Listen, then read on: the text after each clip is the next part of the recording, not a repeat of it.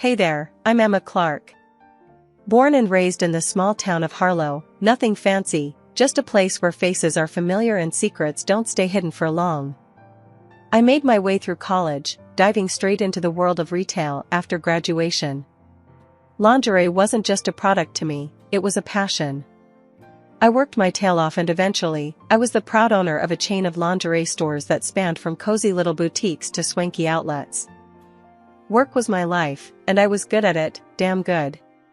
But you know how it goes, after stacking up those hours, days, and months into a neat pile of success, I started feeling like there was something missing. That's when Michael came into the picture.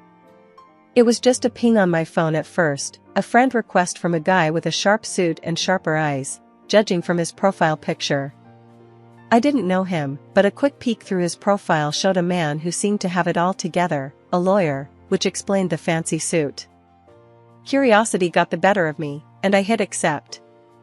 It wasn't long before his first message popped up one evening while I was balancing my accounts. Michael. Hey Emma, thanks for accepting my request. Noticed we have a few friends in common. How's it going? Simple enough, right?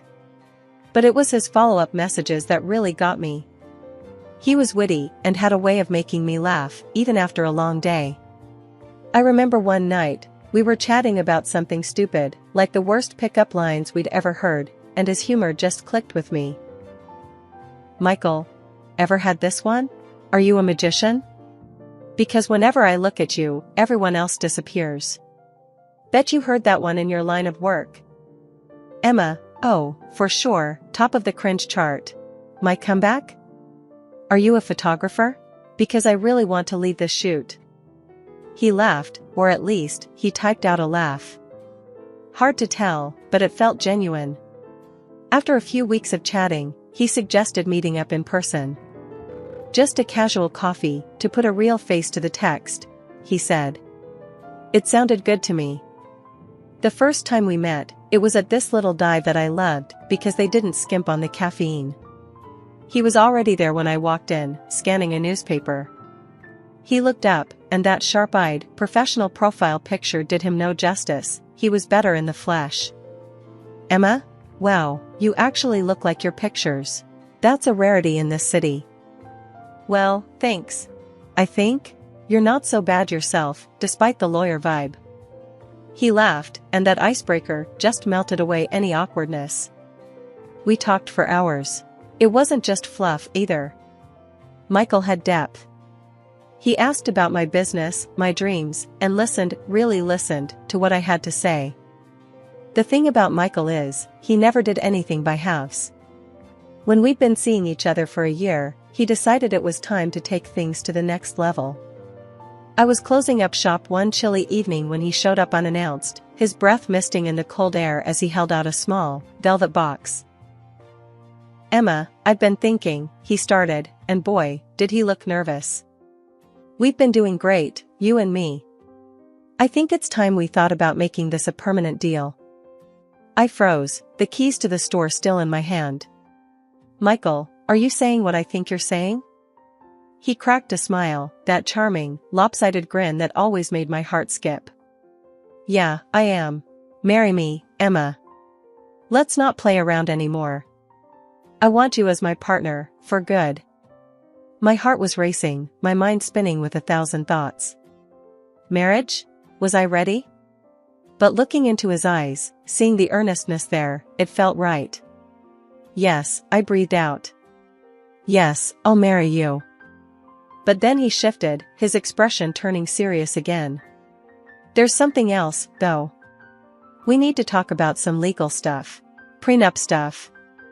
The word prenup hit me like a bucket of ice water. Prenup? Really, Michael? Is that necessary? He hurried to explain, holding my hands in his to stop them from trembling. Listen, it's not that I don't trust you, Emma. It's just practical, especially with me being a lawyer. I've seen too many messy splits not to be cautious. Plus, it's going to protect both of us. What kind of protection are we talking about here? I asked, my voice a mix of curiosity and concern. Michael pulled out some papers from his briefcase. It's straightforward. If either of us cheats, the cheater loses their assets to the other. Simple and fair. You know I wouldn't cheat on you, Emma. This is just a safety net. I took a deep breath, trying to process it all. The romantic proposal now tangled up with talk of cheating and assets. It wasn't how I pictured my engagement. But then, life with Michael wasn't ordinary, and maybe this was just another part of that. I looked down at the papers, then back at his face, reading the sincerity there. All right, I'll think about it. But let me be clear, Michael, I'm not planning to ever give you a reason to use this against me. That's all I'm asking for, he replied, relief washing over his face. We went out to celebrate that night, and despite the weird mix of emotions, the evening was perfect. The restaurant was cozy, the food delicious, and Michael was attentive, making me laugh and forget about the legalities for a few hours. Later, as we walked back to the car under the stars, Michael stopped and pulled me close. You know I love you, right? No piece of paper's gonna change that. I nodded, resting my head against his chest. I know, Michael. I love you too. Just, let's make sure this prenup thing doesn't mess us up, okay? He kissed the top of my head. It won't. Promise. And that was it.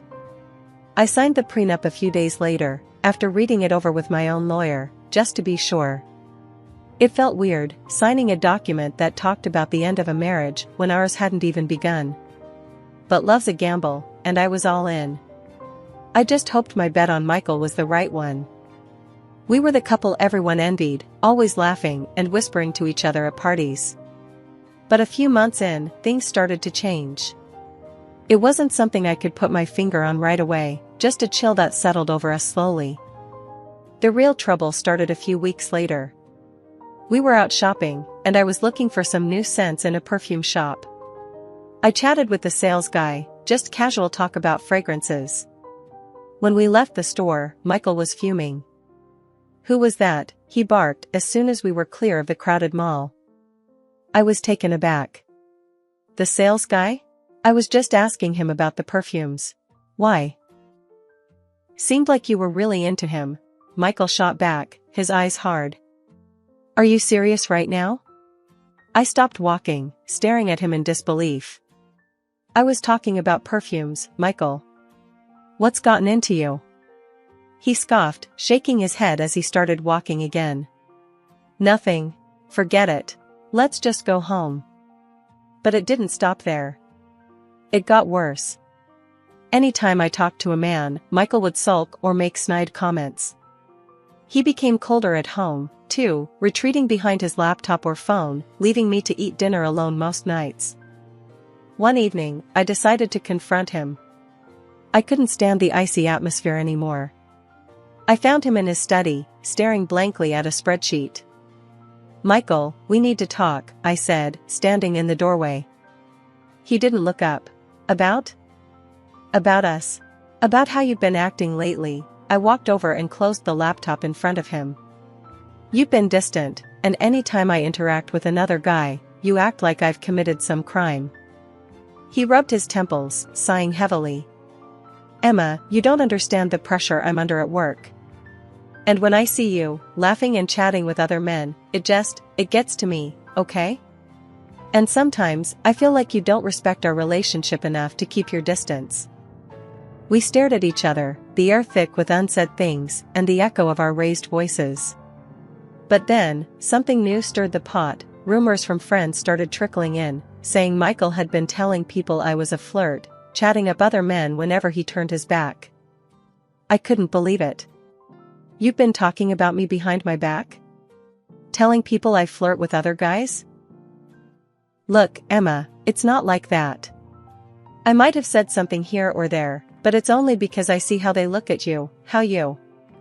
Stop. I cut him off, my anger peaking. I don't believe this. You have no right to spread lies about me. You're supposed to be my partner, Michael, not my biggest critic. After that last big fight, things between Michael and me cooled off a bit. One morning, I found a note from Michael on the kitchen counter. His handwriting, usually so precise, looked rushed this time.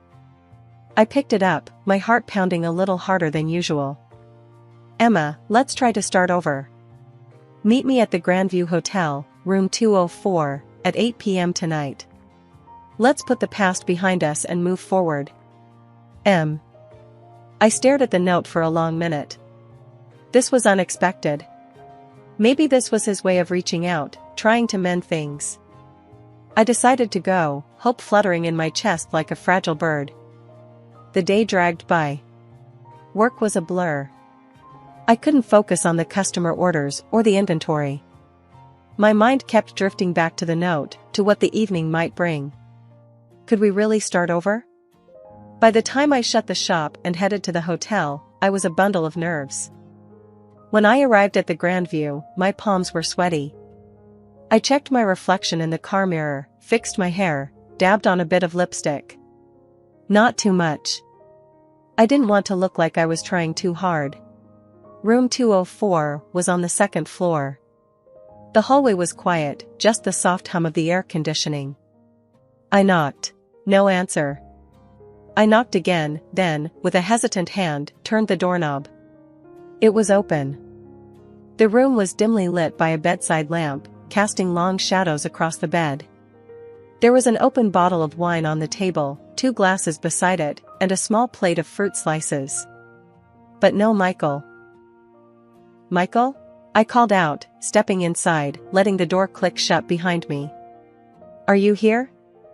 Silence. Just the soft whir of the air conditioner. I thought about leaving, but then I decided to wait. I poured myself a glass of wine, the red liquid swirling in the glass. Just 1 glass, I muttered to myself, to calm the nerves. I took a sip, the wine rich and a little too sweet. I sat down on the edge of the bed, my mind racing. The wine was starting to make my head a bit fuzzy, or was it my nerves? I lay back, just to rest my eyes for a moment. The room spun gently, and then everything went black. When I woke up, it was dark outside. I tried to sit up, but my head was pounding, and my thoughts were foggy. My phone was on the nightstand. I grabbed it, the light from the screen blindingly bright in the dim room. I checked the time. It was past midnight. Panic clawed at my chest. I tried to remember what happened, how I ended up lying here, but it was like grasping at smoke. I realized with a start that I was not dressed, lying there without my clothes. I called Michael, my fingers trembling as I dialed his number. The phone rang, then, his voice, cold and distant. Emma? What's up? Michael, where are you? Why didn't you come to the hotel?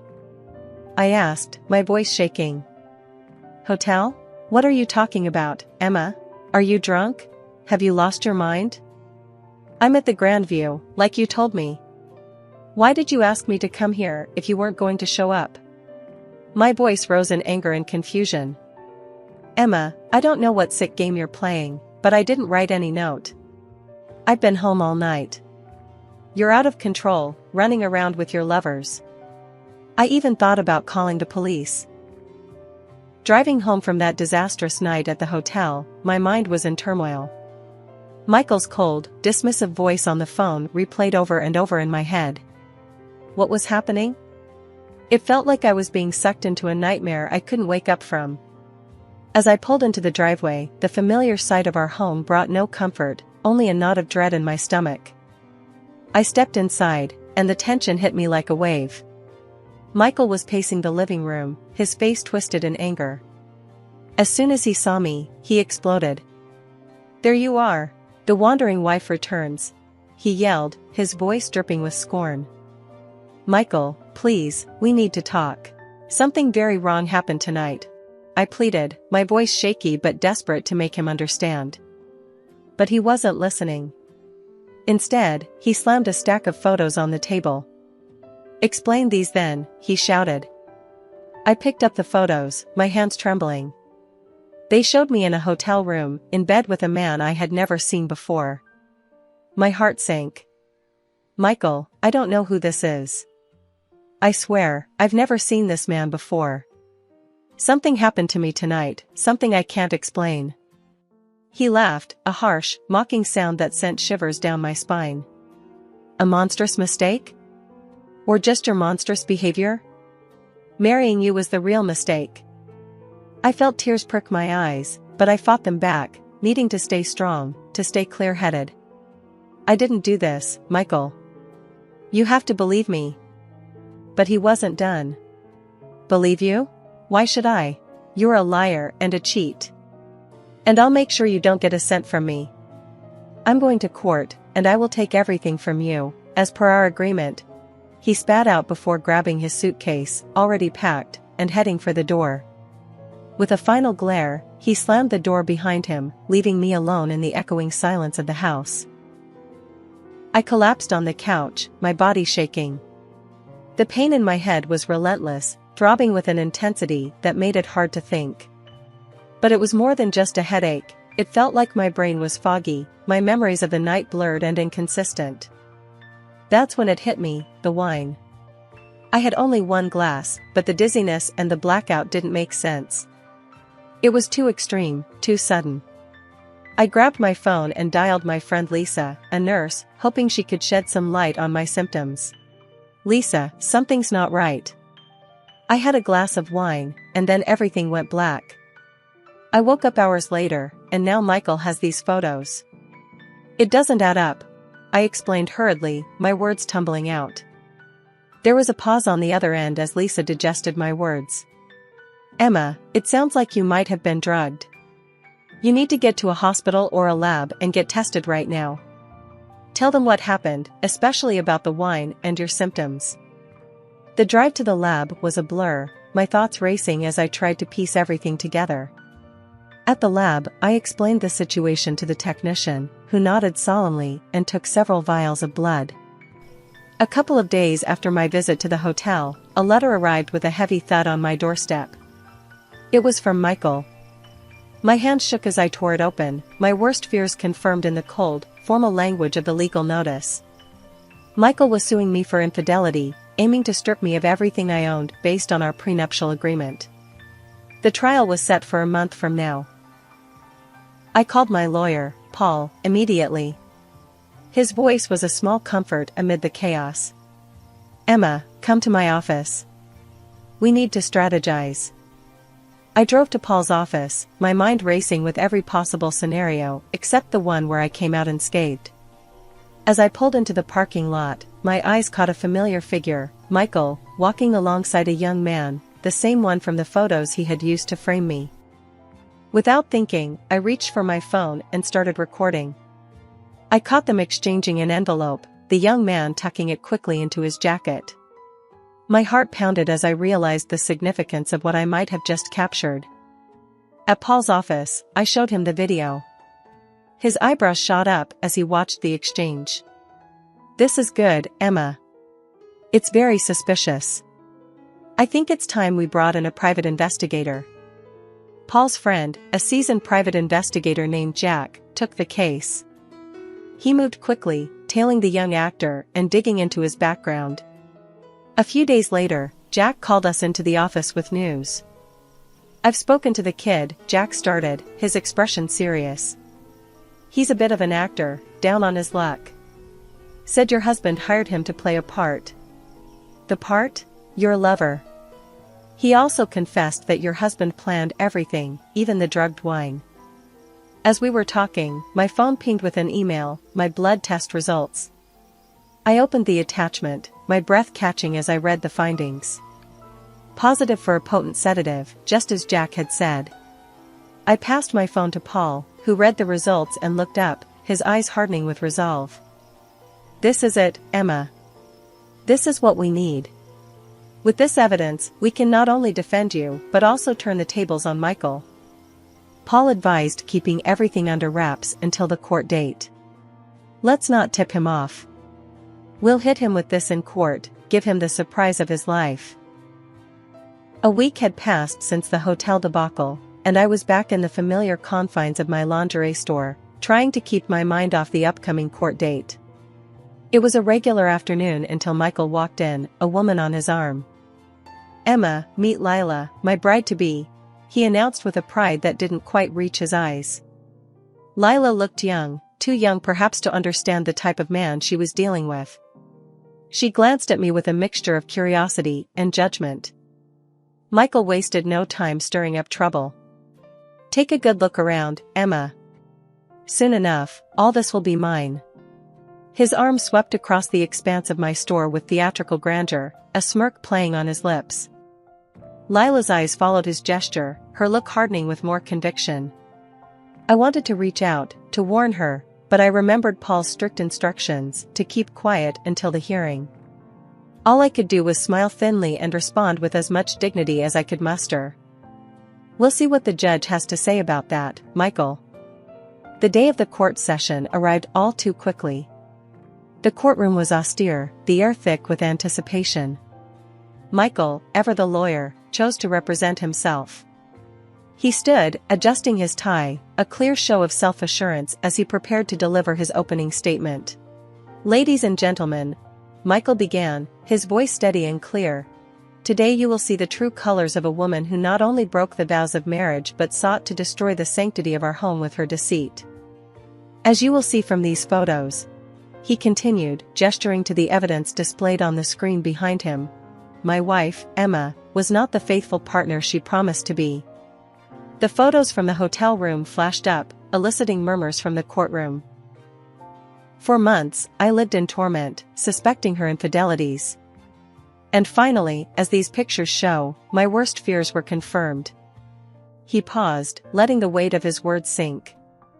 He walked closer to where I sat, his eyes locked on mine. "Emma here would have you believe she's a victim, an innocent caught in circumstances beyond her control." His tone was scathing, his words rehearsed but effective. "But I tell you, she is not a victim. She is a perpetrator, a destroyer of our union." As he spoke, I could see the calculated pauses, the measured glances at the judge, the way he laid out each sentence with the precision of a seasoned attorney. "The evidence is clear, undeniable.